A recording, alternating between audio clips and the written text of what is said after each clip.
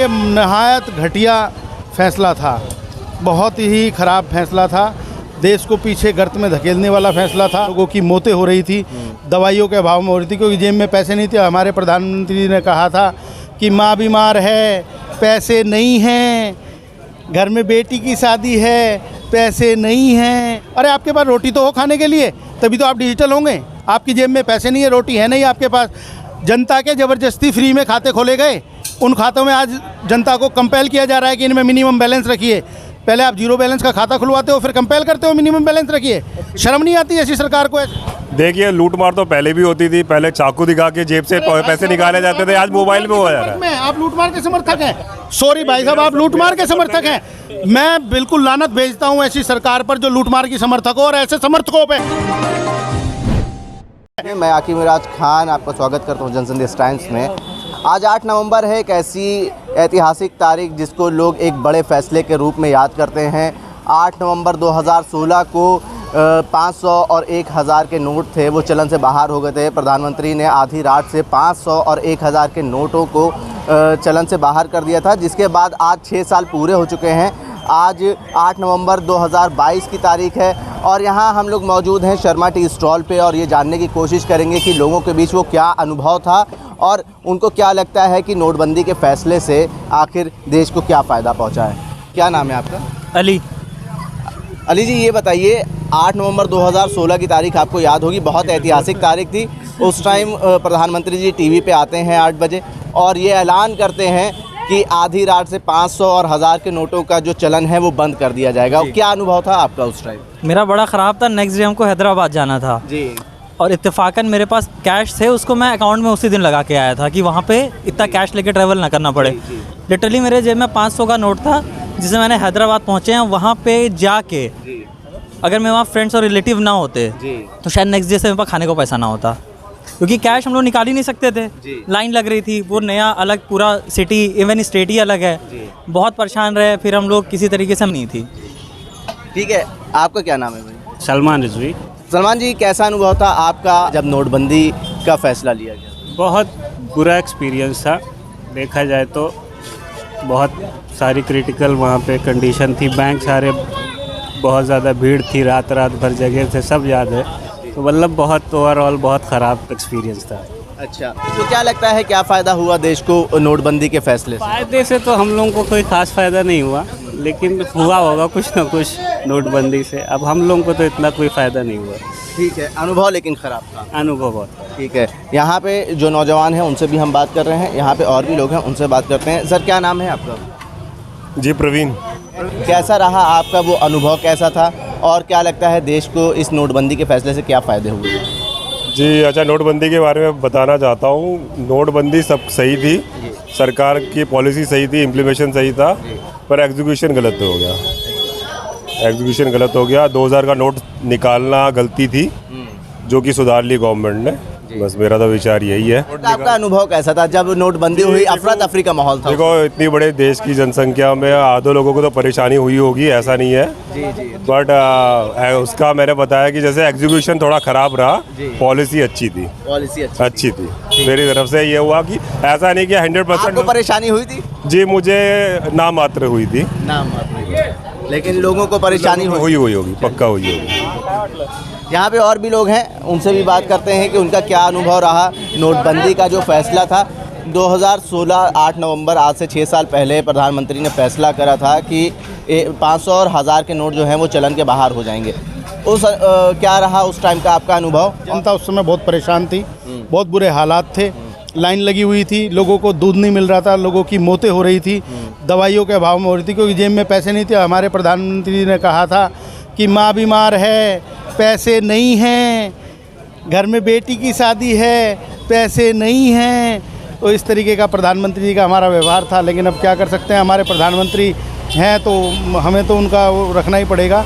लेकिन ये नहायत घटिया फैसला था, बहुत ही ख़राब फैसला था, देश को पीछे गर्त में धकेलने वाला फैसला था। आज आप देखिए कि किस तरीके से देश उन समस्याओं से जूझ करके आगे बढ़ रहा है, लेकिन आज रेंग रहा है देश। उस समय दौड़ रहा था देश, आप मेरे भली भांति समझते हैं। उस समय जब दौड़ रहा होता है कोई चीज़, उसको आप घुटने तोड़ देते हो तो फिर वो रेंग के आगे बढ़ने की कोशिश करता है। आज हमारे देश की केवल वो स्थिति हो गई कि हम घुटनों के बल चल के आगे बढ़ने की कोशिश कर रहे हैं। भाई साहब से हमने बात करी, उन्होंने कहा फैसला अच्छा था, लेकिन 2000 का नोट का जो चलन था वो फैसला गलत था, जो अब गवर्नमेंट सुधार रही है। भाई साहब का लेकिन ये कहना था कि वो फैसला अच्छा था। किस चीज़ में? जिसमें मौतें हों वो अच्छा होगा। भाई साहब के घर में मुझे लगता है शायद कोई ट्रेजेडी नहीं हुई होगी, लेकिन जिनके घरों में ट्रेजेडियाँ हुई हैं, जिनकी माँ बीमार थी और वो दवाई के लिए दर दर भटक रहे थे, उनके पास पैसा था, बैंक चेंज नहीं कर रहा था अपनी माँ के लिए। अगर भाई साहब की यदि मैं नहीं कहना चाहूँगा, यदि घर में ऐसी स्थिति पैदा होती कि उनको खाने को ना मिलता, तो क्या भाई साहब अच्छा फैसला बताते? भाई साहब ये कह रहे हैं प्रवीण जी कि ये फैसला जो था पूरी तरीके से गलत था। आप कह रहे थे फैसला सही था, 2000 के नोटों का जो फैसला था वो गलत था, वो सरकार ने वापस ले लिया। आप ये बिल्कुल अगेंस्ट हैं आप? जी, मेरा तो यही कहना है कि इतना बड़ा देश है, इस पॉलिसी को इम्प्लीमेंट करने में सरकार को थोड़ा वक्त चाहिए था। हालांकि लिया उसने, पर उसको एग्जीक्यूशन करना हमारी, आपकी, बैंक वालों की, कुछ कर्मचारियों की, उनकी भी जिम्मेदारी थी, जो कि उन सबको निभानी थी। देखिए, सब लोग अपनी जिम्मेदारी निभा रहे थे। आप एक बात बताइए मुझे, ये कहा गया था कि इससे आतंकवाद रुक जाएगा, ये कहा गया था इससे देश तरक्की की तरफ दौड़ेगा, ये कहा गया था कि काला धन लोग ख़त्म हो जाएगा, लेकिन जब 2000 का नोट चला तो वो 500 और 1000 वाले से भी 500 रुपये ज़्यादा था। जहाँ 2 नोट आपको रखने थे वहाँ केवल आपको 2000 का एक नोट रखना था। तो ये कहाँ का अच्छा फैसला रहा? आज भी चल रहा है 2000 का नोट, यानी कि कम काले धन को रोकने के लिए ज़्यादा काला धन बढ़ा दिया। आप स्विस बैंक में जाइए, आप स्विस बैंक का डाटा देखिए, आप उठा करके डाटा देखिए। मैं भाई साहब की बात को ही पानी देता हूँ, मैं एग्री करता हूँ उनकी बात से, लेकिन मैं भाई साहब को स्विस बैंक का डाटा दिखाना चाहूँगा कि जो पहली सरकारों के समय में स्विस बैंक का डाटा था, उससे आज केवल 5 साल में 100 गुना डाटा बढ़ गया है स्विस बैंक में। कहाँ से काला धन बढ़ गया है? बहुत ज़्यादा बढ़ गया है। ये कह रहे काला धन बढ़ गया है, रोकने के लिए फैसला करा गया, लेकिन बढ़ गया है काला धन। देखिए, काले धन के बारे में मैं इस पर ज़्यादा बता नहीं सकता, बट मैं इतना बता सकता हूँ कि हमारे देश की जनता को डिजिटल इकोनॉमी की तरफ जाने का बहुत अच्छा अवसर मिला, जो कि आधे लोग इसके तरफ गए। अभी आप 5 साल के अंदर देखो तो कि आजकल जितना ट्रांजैक्शन कैश में ना होके डिजिटल में हो रहा है। हमारी देश की जनता इसकी तरफ झुकाव कम था। हालांकि एटीएम, ये ट्रांजैक्शन वैलेट वाले सिस्टम 2012 से थे, पर लोगों का झुकाव कम था। पर जब ये नोटबंदी आई तो लोगों का झुकाव बढ़ा, उनको लगा।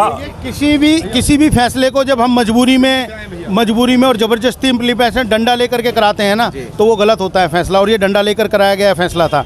ये आप कोई भी डिसीजन लीजिए, कोई भी कानून बनाइए, उसको आप इम्प्लीमेंटेशन में लाएंगे तो जनता। नोटबंदी से डिजिटल इंडिया को बढ़ावा मिला? कहाँ डिजिटल फ्रॉड को बढ़ावा मिला? आप देखिएगा, आपके पास भी, आप मोबाइल खोलिएगा, आपके पास भी मैसेज आया होगा कि आपकी लॉटरी निकल गई है, या आपका जो है साइबर क्राइम बढ़ गया है। आप देखिए, मोबाइल को उठाइए, आपको बिजली का कनेक्शन कटने का मैसेज आया होगा कि इस लिंक पर क्लिक करो, उस लिंक पर क्लिक करेंगे आपका खाता साफ हो जाएगा। आप क्या डिजिटल इंडिया की बात कर रहे हैं? पहले उसको आप सिक्योरिटी की बात तो करिए, सिक्योरिटी आपके पास है नहीं, आप डिजिटल इंडिया की तरफ जा रहे हैं। अरे आपके पास रोटी तो हो खाने के लिए, तभी तो आप डिजिटल होंगे। आपकी जेब में पैसे नहीं है, रोटी है नहीं आपके पास।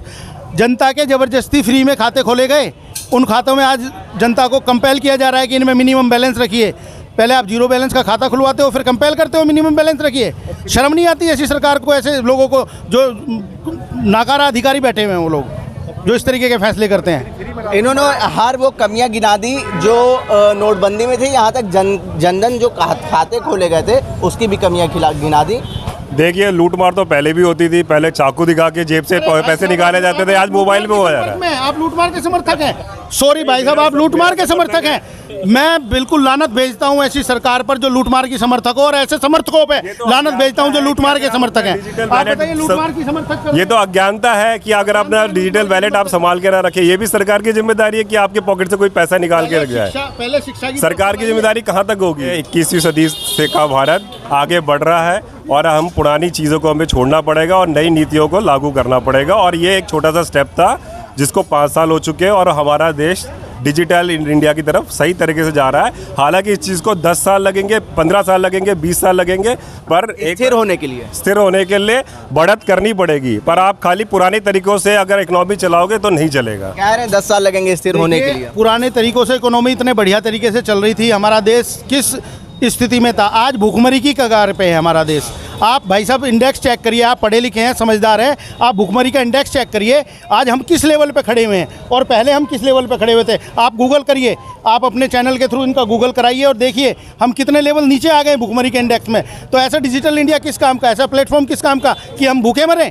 हमारे देश के लोग भूखे मरे, मैं अपने देश के नागरिकों को, अपने देश के, मेरा कर्तव्य है, मैं भूखा नहीं मरने दूंगा। यदि एक को भी बचाने का प्रयास करूंगा तो मैं करूंगा प्रयास, और ये मेरा प्रयास रहेगा। जो यहाँ पे लोग हैं वो कहीं ना कहीं उनके विचार अलग हैं। कुछ लोग कह रहे हैं कि ये जो फैसला था वो सही था, लेकिन अभी स्थिर होने में टाइम लगेगा। लेकिन दूसरी ओर जो लोग हैं वो कह रहे हैं कि फ़ैसला बिल्कुल तरीके से गलत था, और लोग जो हैं वो काफ़ी परेशान हुए उस वक्त, और लोगों को काफ़ी समस्याओं का सामना करना पड़ा। आप किस तरीके से देखते हैं जो नोटबंदी का फ़ैसला करा गया, उसके 6 साल पूरे हो चुके हैं? देखिए, केवल ये सोचने और समझने की बात है, और आप समाज में देख सकते हैं देश की स्थिति क्या है। सबसे पहली बात, अगर महात्मा गांधी जी ने एक बात कही थी, अगर कोई भी योजना हम लागू करते हैं उसे हमने ये नहीं देखना है कि उसके टॉप वाले को क्या प्रॉफिट होगा, हमें ये देखना है जो सबसे नीचे के तबके पे व्यक्ति है उसको क्या प्रॉफिट होने वाला है। अगर उसको कुछ लाभ है तो उसको करो, और नहीं तो उसका कोई यूज़ नहीं है देश के अंदर। एक बात। दूसरी बात ये है, नोटबंदी में ये देखना है कि हमारे जो छोटे लघु उद्योग करने वाले व्यक्ति थे और छोटे रोजगार वाले व्यक्ति थे, उन पे क्या असर पड़ा। उनका असर ये पड़ा कि जो छोटे छोटे 100, 200, 400, 1000 रुपये तक का काम करने वाले थे, उनका रोज़गार समाप्ति की ओर चला गया।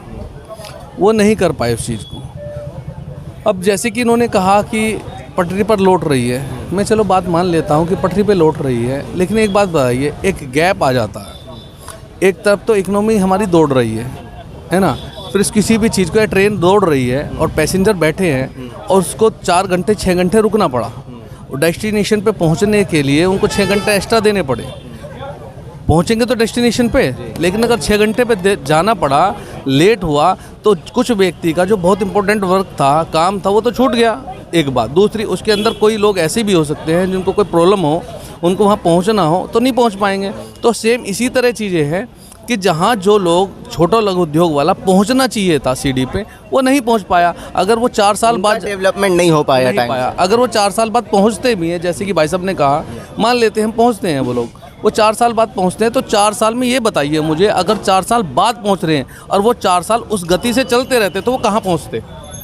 ये सोचने की बात है। ठीक है, एक सवाल और है आपसे, एक सवाल और है, उस टाइम का अनुभव कैसा था जब ये फैसला करा गया था नोटबंदी का? जब ये फैसला रातों रात आया तो बहुत लोगों के पैरों तले से ज़मीन निकल गई, क्योंकि किसी के पास पैसा नहीं था, कुछ नहीं था। बैंकों में बड़ी बड़ी लाइनें थी, बैंक के लिए लोग जा रहे थे, लाइन में खड़े हैं। अरे सुबह से शाम तक आप लाइन में खड़े हैं, अपना ही पैसा लेने के लिए आप लाइन में लगा रहे हैं। आपका जो बहुमूल्य समय था उसका क्या हो रहा है, आप बताइए मुझे। उस समय का उपयोग था। हमारी अगर हम डिजिटल उनको ब्लैक मनी बना दिया गया। हम लोगों की जो छोटी छोटी बचत थी, जो हमारे बच्चों के बड़े जन्मदिन पे हम पैसे इकट्ठा करते थे, जो हमारी माताएं बहनें छोटा छोटा पैसा अपने डब्बों में रख करके उनको इकट्ठा करके बड़ा पैसा बनाती थी, वही काला धन वापस आया क्या? काला धन बना दिया। वही हम लोगों को ही बेईमान बना दिया गया, हम लोगों को ही काला धन वाले बना दिया गया। हमारा धन, हम अपने धन को अपने पास नहीं यूज कर सकते थे। हमारे कितने लोगों के घरों में ट्रेजेडियाँ हुई, मौतें हुई। जिसके घर में मौत हो उसके लिए क्या आप सरकार फैसला कर रही है? जिसके घर में बहन की शादी रुक जाए, किसकी बेटी की शादी रुक जाए, और बाप फांसी खा खा के मर जाए, बेटी फांसी खा के मर जाए, तो ऐसे ऐसे कैसे सरकार का क्या उपलब्धि है? ये अपनी जनता को फांसी देना उपलब्धि है? अपने लोगों को मारना उपलब्धि है सरकार की? क्या ऐसे डिसीजन लेने चाहिए? प्रवीण जी अभी भी यहीं पे हैं। प्रवीण जी, ये आरोप लगा रहे हैं उस टाइम जो मौतें हुई तो उसका जिम्मेदार कौन है नोटबंदी के फैसले से? जो भी हुआ दुखद हुआ, बट ये एक तरह से जब देश बढ़ रहा होता है तो ये सब चीज़ें होता ही है। इसके लिए जिम्मेदार किसी को ठहराना ठीक नहीं है। ये एक दुखद खबर थी, बस दुखद हादसा था। ये एक तरह का प्रोत्साहन ही था, लोगों की तरफ झुकाव बढ़ा डिजिटाइजेशन के ऊपर। अगर नोटबंदी का अफसर ना मिलके उन्होंने यूपीआई की तरफ झुकना पसंद किया, मतलब अफसर पे आपदा पे अफसर ढूंढा और उसकी तरफ झुकाव बढ़ा। अच्छा, ठीक है। कहीं ना कहीं इनका कहना है कि जिस तरीके से वो जो आपदा थी उसमें भी अफसर तलाश करा गया, कि डिजिटलाइजेशन करा गया, पेटीएम, गूगल पे और ऑनलाइन ट्रांजैक्शन में बढ़ावा मिला है। देखिए, सबसे पहले तो मेरे भाई ने अभी बहुत बड़ी बात बोली कि ये हादसा था। देखिए, हादसे में और क्राइम में दोनों में फ़र्क होता है। ये हादसा नहीं था, ये क्राइम था। ये सरकार का सोचा समझा डिसीजन था। अब देखिए वो भाई मेरी बात का जवाब देने के बजाय भाग रहे हैं, आप कैमरा कीजिए, वो भाग रहे हैं, वो जवाब नहीं दे सकते, क्योंकि कोई भी अंधभक्ति की तरह बात करेगा तो वो जवाब नहीं देगा। आर्गूमेंट मैं कोई ऐसा नहीं कर रहा हूँ, मैं तथ्यों के आधार पे बात कर रहा हूँ। मेरा नाम सैफुद्दीन है। ये बताइए 2016 में नोटबंदी का जो फैसला करा गया था बहुत था उस टाइम आपका? बहुत बेकार, क्योंकि इस समय हालत ख़राब हो गई थी जी क्योंकि जो अमीर आदमी थे उनका तो कुछ नहीं है, मिडिल क्लास आदमी फंसा है उसमें। क्या नाम है आपका? सोम पांडे।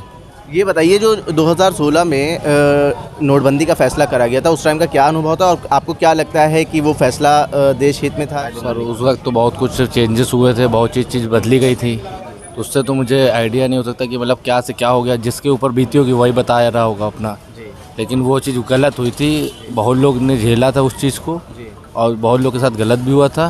तो जैसा इंसान का अपना होगा उससे परेशानी झेली होगा। तो आपका अनुभव कैसा रहा उस वक्त? मेरा भी ज़्यादा कुछ खास नहीं था, मुझे भी दिक्कतें हुई थी बहुत टाइप की, क्योंकि मेरी दादी भी एडमिट थी उस वक्त, मेरे पैसे की ज़रूरत भी थी, तो मुझे टाइम भी लगा था इधर से उधर जाने के लिए, पैसे निकालने के लिए, तो वो तो दिक्कत तो हमने भी फेस की है। तो आप क्या मानते हैं ये सरकार का फैसला सही था? अब मेरे थ्रू तो गलत ही था, क्योंकि बहुत लोग को जिस हिसाब से मेरा हिसाब तो उनका वो सरकार वो तो कुछ भी करेंगे, हम लोग तो करना ही पड़ता है, तो वो अपने हिसाब से जैसा करें। जी थैंक यू। सर क्या नाम है आपका? परवेज खान। आज से 6 साल पहले जो है नोटबंदी का फैसला करा गया था, किस तरीके से देखते हैं उसको और क्या अनुभव था आपका? अनुभव ये था कि हम लोग उसी के मारे हुए हैं, हम लोगों का सारा कारोबार ख़त्म हो गया। जी हम लोग जिस लाइन से जुड़े हैं वो लाइन ख़त्म हो गई सिर्फ नोटबंदी की वजह से, क्योंकि सारा काम एक नंबर में हो गया। हर काम एक नंबर में नहीं हो सकता है, हर चीज़ का पर्चा नहीं बन सकता है। तो बड़े बड़े जो सेठ थे उन्हीं ने सारा हाथ खींच लिया कारोबार से, और हम लोग जो मिडिल क्लास थे वो सब बेकार हो गए। तो उसकी जो उसकी मार अभी भी पड़ रही है। जेल है, अभी भी भरपाई नहीं हो पाई उसकी भरपाई नहीं, अभी हम लोग बिजनेस में नुकसान हो रहा है। हाँ, अभी हम लोग लाइन पे नहीं आए, अभी स्थिर नहीं हो पाए। नहीं है, बस धीरे धीरे अब हो रहा है, जो भी हो रहा है जैसे भी हो रहा है। कितना समय लगेगा? अभी तो समय लगेगा, 2-4 साल तो और ही लग जाएंगे लगभग। अगर कोरोना ना होता तो शायद अब तक हम लोग आ गए होते लाइन पे। कोरोना की वजह से भी कुछ लेट हुआ है। डेवलपमेंट की जो रफ्तार थी उसमें कोरोना भी एक बड़ी वजह। हाँ, बहुत बड़ी वजह थी, बहुत बड़ी वजह थी। ठीक है, यहाँ पे जो लोग थे उनसे हमने ये जानने की कोशिश करी कि जो नोटबंदी का उनका अनुभव था वो कैसा रहा। यहाँ पे नौजवान भी हैं, उनसे भी बात करेंगे। आज से 6 साल पहले जो है नोटबंदी का फैसला करा गया था, वो कैसा अनुभव था और आपको क्या लगता है वो फैसला कैसा था, सही था या गलत? हाँ, दोनों मानों में सही और गलत दोनों ही चीज़ें होती हैं। हर चीज़ के रेशियो होते हैं, बेनिफिट के भी लॉस के भी, एक तरफ नहीं होता है। बहुत सी जगह में फ़ायदा भी मिला है, क्योंकि जो ओल्ड करेंसी थी उसको रिन्यू करना ज़रूरी था, क्योंकि अब वो बहुत लोगों ने उस चीज़ का कॉपी कर लिया था। जो बाज़ार में नई लाना बहुत इम्पोर्टेंट था, क्योंकि आज लोगों के लिए नए नए नोट दिखते हैं, उनके लिए आकर्षक नोट होते हैं। उन्हें आज नए नए रंगों में नोट दिखते हैं। अपनी जो पुरानी संस्कृति थी अब उसको रिन्यू करके दिखाया जा रहा है। ऐसे रानी की बहुत दिखाते हैं, लाल किला दिखा रहे हैं, 2000 के नोट पे अपना वो साइंस का वो दिखा रहे हैं। तो उस चीज़ से इंडिया को कुछ वैसे कल्चर से उन्होंने जोड़ने की कोशिश की है अपने अच्छे से नोट। अभी एक मुद्दा और चल रहा है, नोटों के ऊपर भगवान की जो तस्वीरें हैं वो छापी जानी चाहिए। इसको आप किस तरीके से देखते हैं? क्या ये फैसला करना चाहिए सरकार को, या ये जो चल रहा है गांधी जी की जो फ़ोटो लगी हुई तस्वीर लगी उसी के साथ आगे बढ़ना चाहिए? हाँ, नहीं, ये नहीं होना चाहिए, क्योंकि इंडिया सभी धर्मों को अपनाता है, क्योंकि एक धर्म को नहीं अपनाता। इससे फिर वही वाला आ जाएगा मुद्दा कि ये वाला धर्म वो वाला धर्म। हाँ, जैसे अब क्या नाम है आपका? अरुण दुबे जी। हाँ, क्योंकि अभी भी जैसे कई ऐसे शहरों का नाम भी चेंज हो चुका है। हाँ, तो ये भी मुद्दा उठाए कि क्यों चेंज हो रहा है। तो फिर वही मुद्दा आ जाएगा कि ये लोग अपने पार्टी के हिसाब से काम करना चाह रहे हैं कि जिताने के लिए। सबका साथ सबका विकास का नारा झूठा होगा। हाँ, झूठा होगा। ठीक है, यहाँ पे जो लोग हैं उनसे उनका अनुभव जानने की कोशिश करी और नोटबंदी का जो समय था उस टाइम उनका क्या अनुभव था ये जानने की कोशिश करी। कहीं मिला जुला असर देखने को मिला, लोग लेकिन परेशान दिखे। कहीं ना कहीं उनको कहना था कि हमारे जो रिलेटिव थे वो एडमिट थे हॉस्पिटल में, कोई ट्रैवल कर रहा था। उस वक्त ऐसा फैसला आना उनके लिए कहीं ना कहीं एक आश्चर्यचकित करने वाला फैसला था। पूरा देश एक तरीके से थम गया था और आज भी उसकी भरपाई जो है लोगों का कहना है नहीं हो पाई है। जो डेवलपमेंट की रफ्तार थी, जो स्पीड थी, उस पर कहीं ना कहीं ब्रेक लगा है और कोरोना की वजह से और भी ज़्यादा जो वो रफ्तार थी धीमी हो गई है। लेकिन देश जो है 1-2 सालों में स्थिर होगा, ऐसा ये लोग मानते हैं। अब देखना ये होगा कि नोटबंदी के फैसले के बाद अब जो मुद्दा चल रहा है कि भगवान की जो फ़ोटो है वो नोटों पे छापी जाए, इसके ऊपर सरकार क्या फ़ैसला लेती है। पॉलिटिकल पार्टीज़ जो हैं वो कहीं ना कहीं इसकी मांग कर रही हैं, लेकिन अभी लोकसभा इलेक्शन भी करीब है, ऐसी मांगें और तेज़ हो सकती हैं। अगर सरकार इस पर फैसला लेती है तो लोगों के ऊपर क्या असर रहेगा, इसके ऊपर भी हम आपको खबर दिखाएंगे। जुड़े रहिए जनसंदेश टाइम्स के साथ। आकिब मिराज खान, लखनऊ।